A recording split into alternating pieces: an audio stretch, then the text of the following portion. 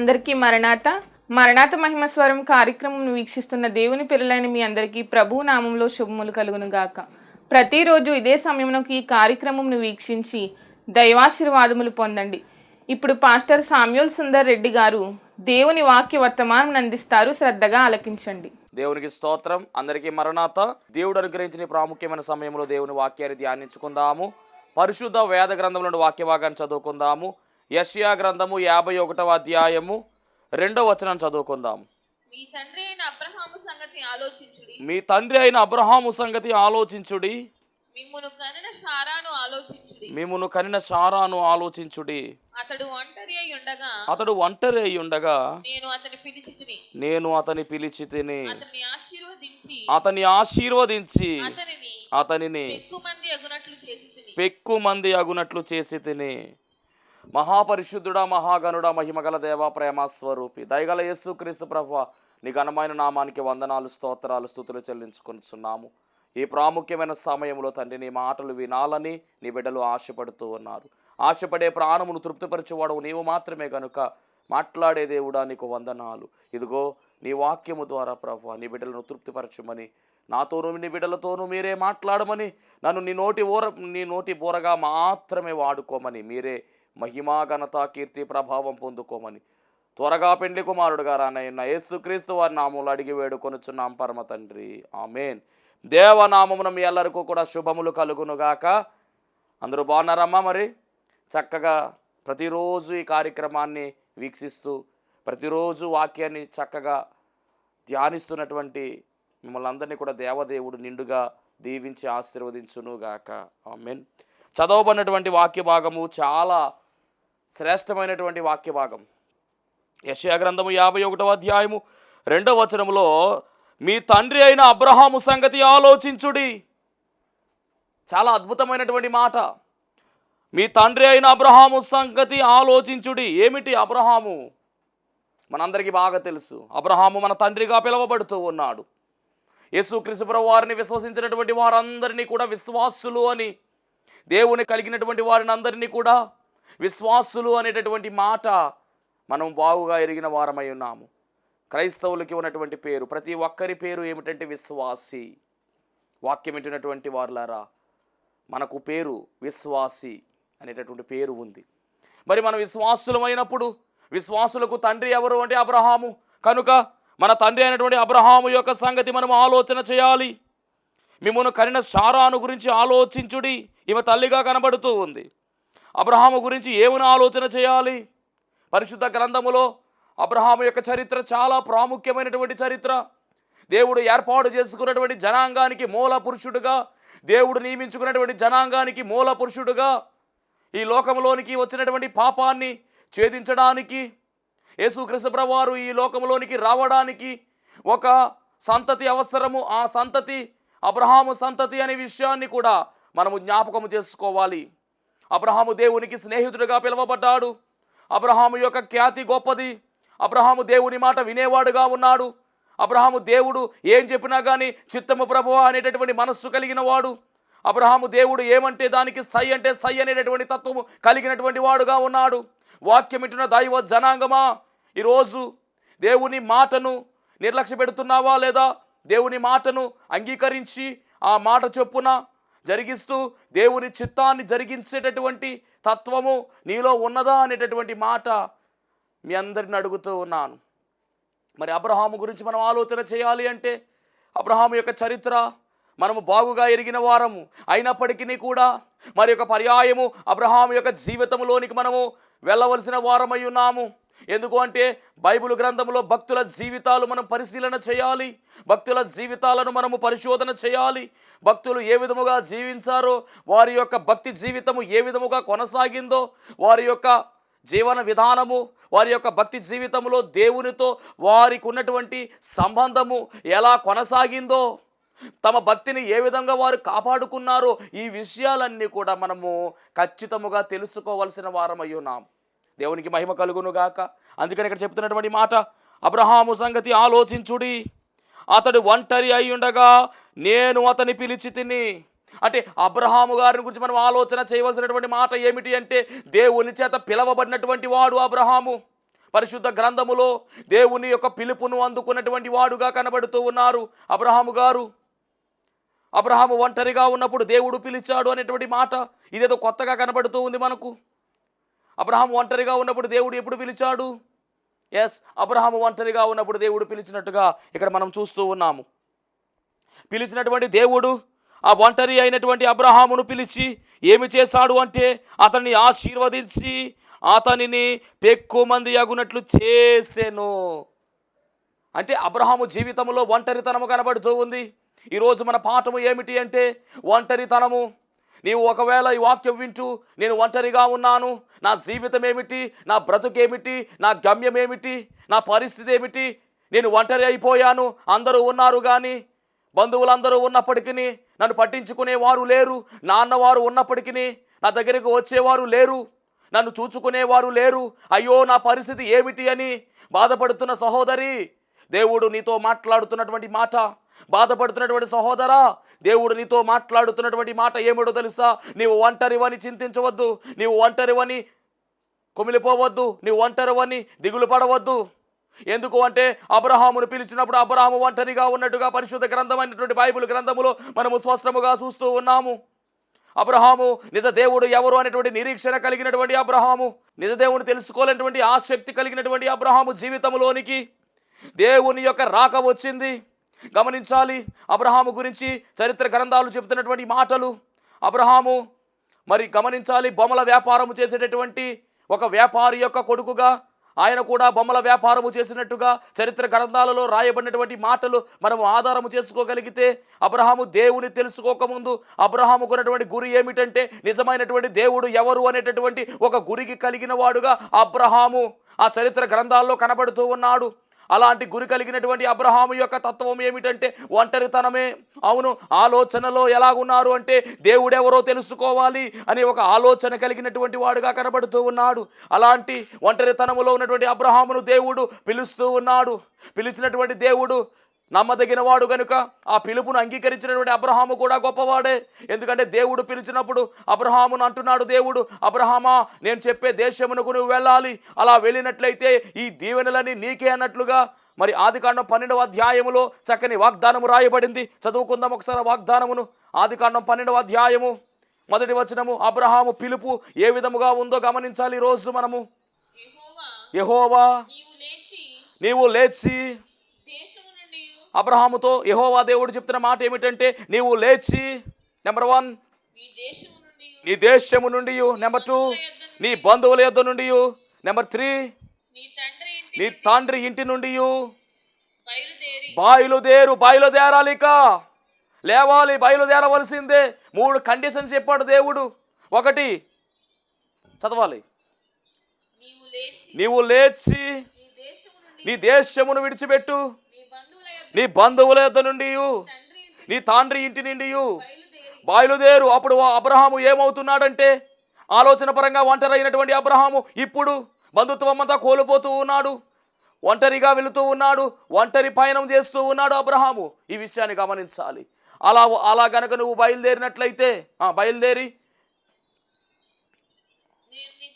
నేను నీకు చూపించు దేశమునకు వెళ్ళుము, నిన్ను గొప్ప జనముగా చేసి. ఏమండి 7 రకాల ఆశీర్వాదాలు, 7 రకాల ఆశీర్వాదాలు కనబడతాయి. మీరు చదివినట్లయితే కనుక 3 పనులు చెప్పాడు దేవాది దేవుడు. 3 పనులు చెప్పి ఈ పనులు నువ్వు చేసి నేను చూపిస్తున్నటువంటి దేశానికి నువ్వు వెళ్ళినట్లయితే 7 రకాల ఆశీర్వాదాలు, 7 అంతల ఆశీర్వాదము నీకు నేను ఇస్తాను అబ్రహామును దేవుడు అబ్రహాముకు వాగ్దానం చేస్తాడు. ఇప్పుడు ఆ వాగ్దానం పొందుకోవాలంటే అబ్రహాము దేవుడు చెప్పినట్టుగా వెళ్ళాలి. వెళ్ళాడా అంటే వెళ్ళాడు కాబట్టే అబ్రహాము ఆశీర్వాదానికి వారసుడుగా మార్చబడ్డాడు. అంత మాత్రమే కాదు, అబ్రహామే ఆశీర్వాదంగా పిలవబడ్డాడు. దేవునికి మహిమ కలుగును గాక. పరిశుద్ధ గ్రంథములో అద్భుతమైనటువంటి పిలుపు అందుకుని, అద్భుతమైనటువంటి బహుమానం అందుకుని, అద్భుతమైనటువంటి ఒక చిరస్థాయిలో ఆయన నిలిచిపోయినటువంటి గొప్ప వ్యక్తిగా మనకు కనబడుతున్నాడు అబ్రహాం. చాలా తారాస్థాయికి చేరుకున్నటువంటి అబ్రహాము. ఒక ఉన్నతమైనటువంటి పదవి దేవుడు ఇచ్చేశాడు అబ్రహాముకి. ఏమిటా పదవి అంటే విశ్వాసులకు తండ్రి అబ్రహాము. ప్రతి విశ్వాసి కూడా అబ్రహాము యొక్క రొమ్మున ఆనుకోవలసినట్టుగా మనం చూడవలసిన వారమై ఉన్నాము. ఎంత గొప్ప ఖ్యాతి అండి. భూమి మీద ఎంత ప్రజలు ఉన్నారు, ఎంతమంది ఉన్నారు, కానీ విశ్వాసులకు తండ్రి ఎవరు అంటే అబ్రహామే. ఇది ఎలా వచ్చింది? దీనికి కారణం ఏమిటి అంటే అబ్రహాము యొక్క భక్తి జీవితమే. అబ్రహాము దేవుని మాట విన్నట్టుగా మనము చూస్తూ ఉన్నాము. అబ్రహాము దేవుడు ఏం చెప్పినా చిత్తము ప్రభువా అన్నట్టుగా మనము చూస్తూ ఉన్నాము. ఎంత గొప్ప ఖ్యాతి! కానీ గమనించాలి, అబ్రహాము జీవితంలో ఒంటరితనము తర్వాతే ఆశీర్వాదం వచ్చింది. ఇక్కడ చదువుతున్నటువంటి వాక్య భాగంలో చాలా స్పష్టముగా ఉంది. పరిశుద్ధాత్మ తండ్రి ఈరోజు మీతో మాట్లాడుతున్నటువంటి మాట, ఒంటరిగా ఉన్నాను అని, ఒంటరితనములో ఉన్నానని, అయ్యో నన్ను ఎవరో పట్టించుకోవడం లేదని చింతించొద్దు. దయచేసి అలా చింతిస్తున్నటువంటి వారులారా, దేవుడు మీ కొరకు ఏర్పాటు చేసినటువంటి వాక్య భాగం ఇది. దేవుడు మీ కొరకు ఏర్పాటు చేసినటువంటి దీవెన వర్షము ఇదే. మీకు దేవుడిస్తున్నటువంటి వాగ్దానము, నీవు ఒంటరి అని చింతించవద్దు. దేవుడు నీకు తోడై ఉన్నాడు. దేవుడు నీకు ఆశీర్వాదాన్ని ఇవ్వబోతూ ఉన్నాడు.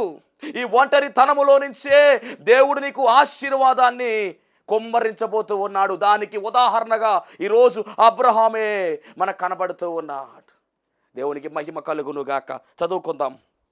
మీ తండ్రి అయిన అబ్రహాము సంగతి ఆలోచించుడి, మిమ్మును కనిన సారాను ఆలోచించుడి. అతడు ఒంటరి అయి ఉండగా నేను అతన్ని పిలిచి తిని అతనిని ఆశీర్వదించి అతన్ని పెక్కు మంది అగునట్లు చేసి తిని. అంటే ఒంటరితనం వస్తుందని చింతించొద్దు. దాని వెనకాల వచ్చేటటువంటి గొప్ప విజయం ఏమిటంటే ఆశీర్వాదము లభిస్తుంది, మేలు జరుగుతుంది. కీడు జరిగిందని నువ్వు చింతిస్తున్నావేమో, కీడు చాటున క్రీస్తు ప్రభువు దాచిన మేలు ఎంతో అధికము, ఎంతో గొప్పది. కాబట్టి నీ జీవితంలో ఆశీర్వాదం జరగడానికే ఒంటరితనం వచ్చింది. ఒంటరి గురించి మనం గమనిస్తే కనుక యెషయా గ్రంథం 60వ అధ్యాయము 22వ వచనంలో రాయబడినటువంటి మాట మనందరికీ బాగా తెలిసినటువంటి మాటే. యెషయా గ్రంథం 60వ అధ్యాయము 22వ వచనము, వారిలో ఒంటరి అయిన వాడు 1000 మంది అగును, ఎన్నిక లేనివాడు బలమైన జనమగును. యెహోవా తగిన కాలమున ఈ కార్యమును త్వరపెట్టును. దేవుని మహిమ కలుగును గాక. అంటే వారిలో ఒంటరి అయిన వాడు 1000 మంది అవుతారట. అబ్రహాము ఒంటరిగా పిలువబడ్డాడు. ఇప్పుడు అబ్రహాము గురించినటువంటి మాట ఏమిటి అంటే అనేక తరముల వారికి, అనగా ఈ ప్రపంచములో ఈ భూమి మీద విశ్వాసిగా పిలువబడుతున్నటువంటి వారందరికీ కూడా తండ్రిగా పిలువబడుతూ ఉన్నాడు. అనగా అందరూ కూడా ఎవరి సంతానము? అబ్రహాము యొక్క సంతతిగా పిలువబడుతూ ఉన్నారు. ఇది కాదా ఆశీర్వాదము? ఇది కాదా దీవెన? ఇంతకన్నా అధికమైన దీవెన, ఎంత ఆశీర్వాదము! ఎందుకు వచ్చింది ఆశీర్వాదం అంటే అబ్రహాము జీవితంలో ఒంటరితనము అనేది మొదలయ్యింది. ఆ తరువాత దేవుడు ఆశీర్వదించినట్టుగా మనం చూస్తూ ఉన్నాము. ఇంకా బాగా మనం గమనించాలంటే యెహెజ్కేలు గ్రంథం 33వ అధ్యాయము 24వ వచనంలో కూడా ఒక మాట మనం జ్ఞాపకం చేసుకోవాలి. యెహెజ్కేలు గ్రంథము 33వ అధ్యాయము 24వ వచనము, నరపుత్రుడా, ఇశ్రాయేలు దేశములో పాడైపోయిన ఆయా చోట్లను కాపురమున్నవారు, అబ్రహాము ఒంటరి అయి ఈ దేశమును స్వాస్యముగా పొందెను కదా. చాలండి. అనేకులమైన మనకు ఈ దేశము ఇయ్యబడదా అని అబ్రహాము ఒంటరి అయి ఈ దేశమును స్వాస్యముగా పొందెను అని అక్కడ ఉన్నటువంటి జనాంగం చెప్తున్నారంటండి. ఎంత గొప్ప విషయం అండి ఇది. ఒక్కడే వచ్చాడు బయటికి. ఆ ఒక్కడే 1000 మంది కాదు, 10,000 మంది కాదు, కోట్ల కొలది జనముగా విస్తరించిపోయారు. ఎంత గొప్ప ఆశీర్వాదం ఇది. అంటే ఒంటరితనములో నుంచి మొదలవుతుందండి ఆశీర్వాదం అనే విషయాన్ని ఈరోజు మనము జ్ఞాపకం పెట్టుకోవాలి. ఎందుకు ఏడుస్తున్నావు? ఎందుకు కన్నీరు కారుస్తున్నావు? నీ హృదయం కదులుతుందా? ఒంటరి ఒంటరి ఒంటరి అనేటువంటి మాట పదే పదే నిన్ను వేధిస్తుందా? తల్లి, వద్దు, నువ్వు ఒంటరి కాదు. నీ జీవితంలో దేవుడు అద్భుతాన్ని జరిగించబోతూ ఉన్నాడు. ఈ ఒంటరితనం వరకు దేవుడు పెట్టినటువంటి ఆశీర్వాదము నీవు పొందబోతూ ఉన్నావు. కాబట్టి ఏ విషయంలో కూడా జడియవద్దు, ఏ విషయంలో కూడా భయపడవద్దు. ముందుకే సాగిపో, దేవుడే చూచుకుంటాడని గమనించాలి. అబ్రహాము జీవితంలో ఆశీర్వాదం ఎలా వచ్చింది? ఆశీర్వాదం అంటే ఒంటరితనము తర్వాత ఆశీర్వాదం వచ్చింది. అబ్రహాం ఒక్కడేనా? కాదు, భక్తుల జీవితాలన్నీ కూడా అలాగే కనబడుతూ ఉన్నాయి. యాకోబును తీసుకుందాం. యాకోబు విషయంలో మనం గమనించినట్లయితే ఆదికాండం 32వ అధ్యాయము ఆదికాండం 32వ అధ్యాయము 24వ వచనాన్ని చదువుకుందాం. అద్భుతమైనటువంటి మాట అక్కడ దేవుడు మన కొరకు రాయించి పెట్టాడు. ఆదికాండం 32వ అధ్యాయం 24వ వచనం. యాకోబు ఒక్కడు మిగిలిపోయెను, ఒక నరుడు తెల్లవారు వరకు అతనితో పెనుగులాడెను.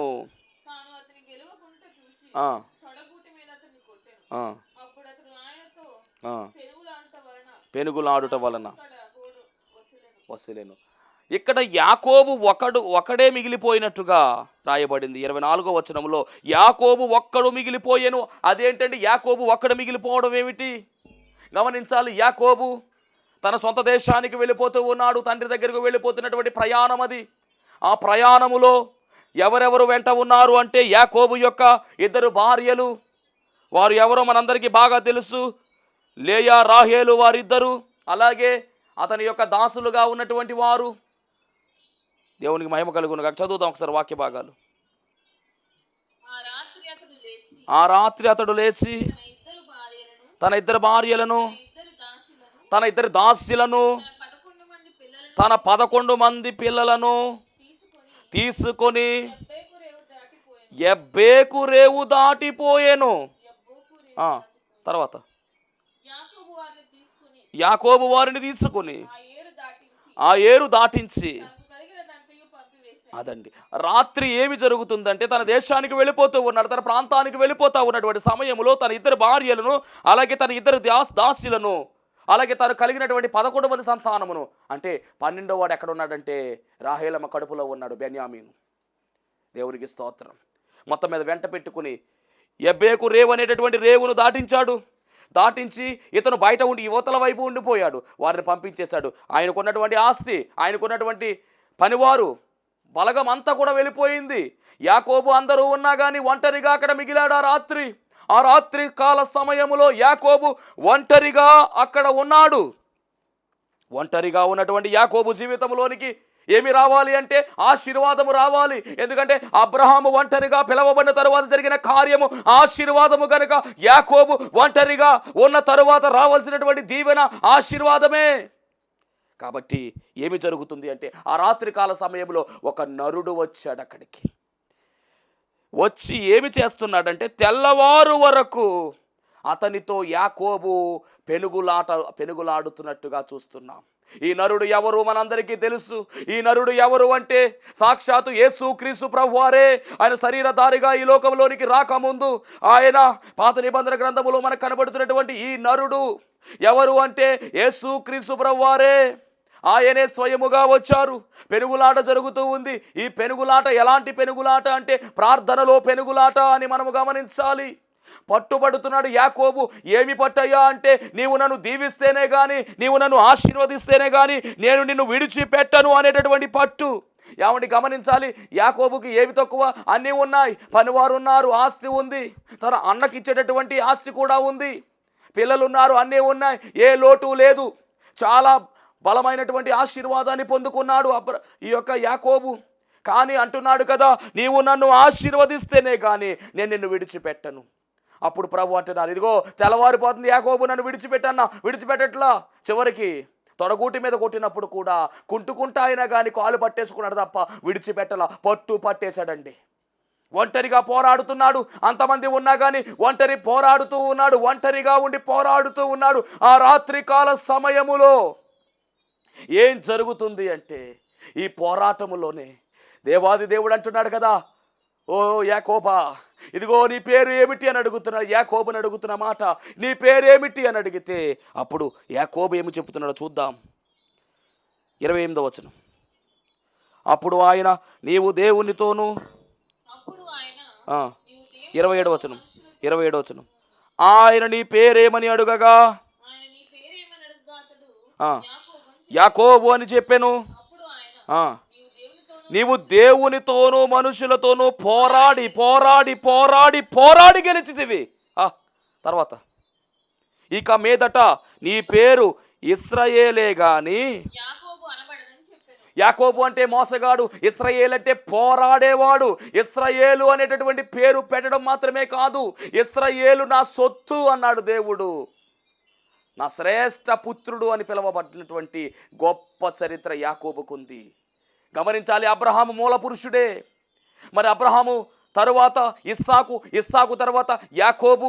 ఈ యాకోబు 12 గోత్రాల వారికి మూల పురుషుడుగా, ఇశ్రాయేలు సంతతికి మూలమైన వాడుగా కనబడుతూ ఉన్నాడు. ఒంటరి జీవితము తర్వాత వచ్చిన పెద్ద బహుమానమే ఇది. కాబట్టి ఒంటరి అనేటటువంటి మాట నీవు అనవలసిన అవసరము లేదు. దేవుడు నీ జీవితంలో కార్యము జరిగించబోతూ ఉన్నాడు. ఏమండి, యాకోబు అంటే మరి ఒక్కడే ఉన్నాడు. ఆ ఒక్కడిలో నుంచే 12 గోత్రాలు, ఆ 12 గోత్రాల నుంచే జనాంగము, విస్తారమైన జనాంగము. గమనించవలసిన మాట ఏమిటంటే, ఐగుప్తు దేశంలో వీరు ప్రబలిరి అని రాయబడి నిర్గమాకాండములో. ఎంత ప్రబలారంటే ఐగుప్తు దేశంలో ఉన్న వారి అందరికంటే వీరి సంఖ్య పెరిగిపోయినట్టుగా రాయబడింది. అంటే ఒంటరి తర్వాత ఎంత దీవెన ఉందో, ఎంత ఆశీర్వాదం ఉందో. అందుకనే కదా కీడు చాటున క్రీస్తు ప్రభువు దాచిన మేలు ఎంతో గొప్పది. మొత్తానికి ఆ రాత్రి దీవించాడు. ఎలా దీవించాడో మనం గమనించాము. 29 వచనం. అప్పుడు యాకోబు నీ పేరు దయచేసి తెలుసుమను. అందుకు ఆయన నీవు ఎందు నిమిత్తం నా పేరు అడుగుతువని చెప్పి అక్కడ అతన్ని ఆశీర్వదించేసాడు. ఎంత గొప్ప ధన్యత. పైగా దేవుణ్ణి చూసేటట్టు అనుభవంలో కూడా ఇతను వెళ్ళినట్టుగా మనం చూస్తూ ఉన్నాం. అంటే యేసుక్రీస్తు ప్రభువు వారు ఎక్కడికి వచ్చారు, ఈ విషయాన్ని గమనించాలి. పోరాటము చేసిన తర్వాత విజయము సాధించినట్టుగా యాకోబు జీవితంలో మనం అందరము కూడా చూస్తూ ఉన్నాము. ఇలా పరిశుద్ధ గ్రంథములో ఒకరిని మించి ఒకరు పోరాటం చేసుకుంటూ వెళ్ళారు. ఇంకా మీకు చెప్పాలి అంటే ఇదే లైన్లో యోసేపు గారిని మనము తీసుకున్నట్లయితే యోసేపు జీవితము కూడా ఒంటరిగా ఉన్నటువంటి జీవితమే. యోసేపు చిన్న వయస్సులో అన్నలైనటువంటి వారు చంపేయాలనే ఆలోచన కలిగి యాకోబును ఒక గుంటలోనికి నెట్టివేసినప్పుడు ఆ గోతులో ఎవరున్నారండి? యోసేపు గారు కూడా ఎవరూ లేరు కదా. యోసేపు ఒంటరిగా ఉన్నాడు. అన్నలు పైన తిరుగుతూ ఉంటే కింద తమ్ముడు ఎంతగానో బాధపడుతూ ఉన్నాడు, కేకలేస్తూ ఉన్నాడు. గోతులో ఒంటరైపోయాడు. రెండవదిగా మనం గమనించినట్లయితే ఆ మార్గము గుండా ఇష్మాయేలు వెళ్తూ ఉంటే వారికి అమ్మేశాడు. వీళ్ళందరూ కూడా వారికి అమ్మేస్తే అక్కడికి కూడా ఒంటరిగానే వెళ్ళిపోయాడండి. దేశము కాని దేశము, తెలియనటువంటి భాష, తెలియనటువంటి మనుషులు, కొత్త నాగరికత కలిగినటువంటి ఆ దేశానికి యవన ప్రాయములో ఉన్నటువంటి చిన్న బాలుడుగా ఉన్నటువంటి వాడే అమ్మివేయబడినట్టుగా మనం చూస్తూ ఉన్నాము. ఒంటరిగానే వెళ్ళిపోయాడు. మూడవదిగా మనం గమనించినట్లయితే పోతీఫరుకు అమ్మివేసినట్టుగా మనం చూస్తూ ఉన్నాము. అప్పుడు కూడా బానిసగా అమ్మివేయబడ్డాడు, ఒంటరిగానే వెళ్ళిపోయాడు. ఒంటరిగా ఉన్నప్పుడే పోతీఫర్ భార్య ఇతని మీద కన్ను వేసినట్టుగా, ఇరికిచ్చినట్టుగా ఆ తరువాత జైల్లోని కూడా ఒంటరిగానే వెళ్ళిపోయాడు. కానీ గమనించండి, ప్రతి సందర్భంలో కూడా యోసేపు ఒంటరి కాదండి. యోసేపుకు దేవుడు తోడుగా ఉన్నాడు, దేవుడు తోడయ్యున్నాడు. అందుకనే దేవుడు తోడయ్యున్నాడు కాబట్టి పోతీఫర్ ఆ ఇల్లంతటి మీద కూడా ఒక నమ్మకమైనటువంటి యజమానిగా పెట్టుకున్నాడు.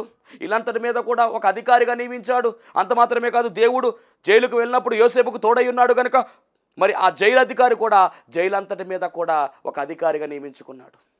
అంతటితో అయిపోయింది అనుకున్నారా?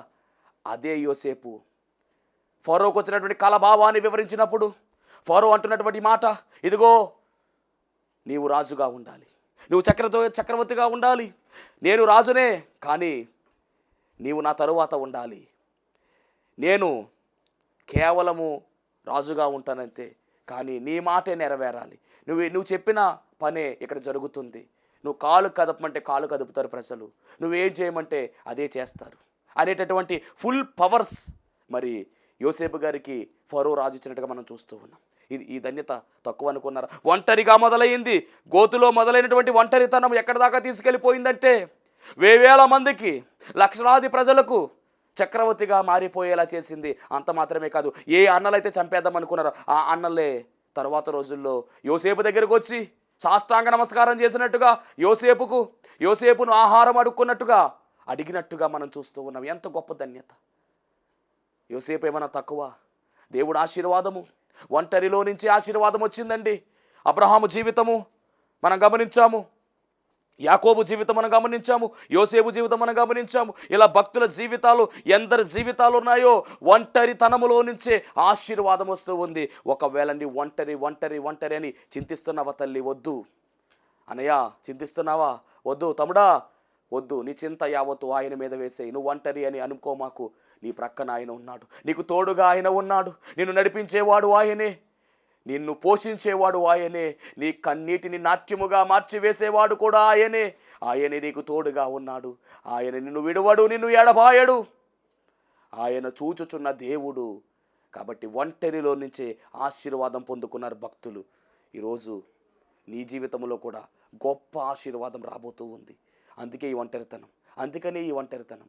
కాబట్టి ఆశీర్వాదాన్ని పొందుకోవాలంటే నీవు భక్తి కలిగి, విశ్వాసము కలిగి ఆయన్ను మాత్రమే సేవించు, ప్రార్థించు. ఖచ్చితముగా దేవుడు నీ జీవితంలో మేలు జరిగిస్తాడు. ఆశీర్వాదము నీ మీదకి కుమ్మరిస్తాడు. అట్టి ధన్యత దేవదేవుడు మనందరికీ అనుగ్రహించును గాక. ఆమేన్. మహోన్నతుడా నీకు వందనాలు, స్తోత్రాలు, స్తుతులు చెల్లించుకుంటున్నాము. శ్రేష్టమైనటువంటి సమయంలో దేవా, ఇదిగో మీరు చెప్పినటువంటి ప్రతి మాటను బట్టి మీకు వందనాలు. ఒంటరితనము కాదు, ఆశీర్వాదకరముగా మలిచివేసే సమయం అని ప్రభువా, మీరు మాట్లాడిన ప్రతి మాటను బట్టి మీకు స్తోత్రాలు ప్రభువా. నాయన నీ బిడ్డలను ఆశీర్వదించండి ప్రభువా. వారి జీవితాల్లో ఉన్నటువంటి కష్టాలు, నష్టాలు, బాధలు, బలహీనతలు, ఇబ్బందులు, ఇరుకులు అన్నీ తొలగించి వేసి ప్రభువా, శాంతిని బిడ్డలకు దయచేసి, సమాధానం బిడ్డలకు దయచేసి, కృపలతో ఫలపరచమని, బలపరచమని యేసు నామములో అడుగుచున్నాం పరమ తండ్రి. ఆమేన్. అందరికీ మరణాత. దేవునికి స్తోత్రం. అందరికీ వందన మరణాత తెలియజేస్తున్నాను. మరణాత మహిమస్వరం అనే ఆధ్యాత్మిక కార్యక్రమాన్ని వీక్షిస్తున్న మీ అందరికీ కూడా మరొక పర్యాయము ప్రభు పేర వందన మరణాత తెలియజేస్తూ ఉన్నాను. మరి ఈ కార్యక్రమము ఎంతో ఆశీర్వాదంగా ఉందని, ఈ కార్యక్రమం ద్వారా ఎన్నో మేలు పొందుకున్నామని మరి మీరందరూ కూడా ఫోన్ కాల్ చేస్తూ ఉన్నారు. చాలా సంతోషము. ఎన్నో అద్భుత ఆశ్చర్యకార్యాలు దేవాదేవుడు ఈ కార్యక్రమం ద్వారా జరిగిస్తూ ఉన్నారు. దేవుని నామమునికి మహిమ కలుగునుగాక. మరి మీరు చూస్తున్నటువంటి ఈ యొక్క షెడ్ గురించి గతంలో మీకు చెప్పడం జరిగింది. యజమానుడు మరి దీన్ని బేరం పెట్టారని చెప్పేసి, దీన్ని తీసుకుంటే ఇక్కడ ఆరాధన జరుగుతుంది, లేకపోతే మనం బయటికి వెళ్ళాలనేటువంటి పరిస్థితిని మీకు చెప్పినందుకు చాలామంది మరి సహకరించారు. కొంతమంది మరి అమౌంట్ పంపించడం జరిగింది, అలాగే ప్రార్థన చేయడం జరిగింది. దేవుని మహాకృపను బట్టి పంపించినటువంటి కొంత అమౌంట్ మరి యజమానుడికి కట్టడం జరిగింది. ఇంకా చాలా అమౌంట్ మనము వారికి ఇవ్వాల్సి ఉంది. కనుక మరి ఈ కార్యక్రమాన్ని వీక్షిస్తున్నటువంటి మీకు ఎవరికైనా కనుక ప్రేరేపణ కలిగినట్లయితే కనుక మరి మీ వంతు సహకారాన్ని అందించండి. ఈ దేని సేవకునికి మీ యొక్క సహకారం అందించి ఈ సేవను మరి ముందుకు వెళ్ళేలాగా సహకరించవలసిందిగా ప్రభు పేరు తెలియజేస్తూ ఉన్నాను. మీకు ఎవరికైనా కనుక మరి ప్రేరేపణ కలిగినట్లయితే కనుక స్క్రీన్ మీద కనపడుతున్నటువంటి ఆ నెంబర్కి ఫోన్పే చేయండి, లేదా ఫోన్ చేసినట్లయితే కనుక నేనే స్వయంగా మాట్లాడతాను. మీ సహకారాన్ని అందించండి. ప్రభు పనిలో మీరు కూడా పాలి భాగస్తులు కావాల్సిందిగా ప్రభు పేరు తెలియజేస్తున్నాను. అందరికీ మరణాత.